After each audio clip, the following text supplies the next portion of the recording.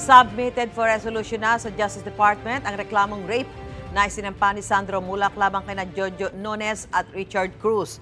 Kahapon muli nakaharap ng personal ni Mulak, sina Nones at Cruz sa preliminary investigation ng DOJ. Pagpasok ng dalawa, napatayo si Mulak at kinausap ang kanyang mga abogado. Kasama rin ng aktor ang ama niyang si Nino. Galit, siyempre. Umiyak siya sa loob. Yun, so, pinalabas mo na yung kabila.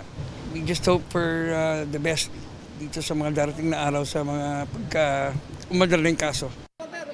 Para maiwasan ang tensyon, pinanumpa ng kontra sa laysay sina Nones at Cruz sa ibang kwarto.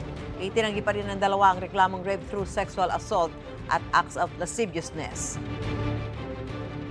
Pinapabulaanan po namin yung alegasyon ng rape through sexual assault na ibinibintang sa kliyente po namin kay Richard Cruz at saka kay Jojo Nones.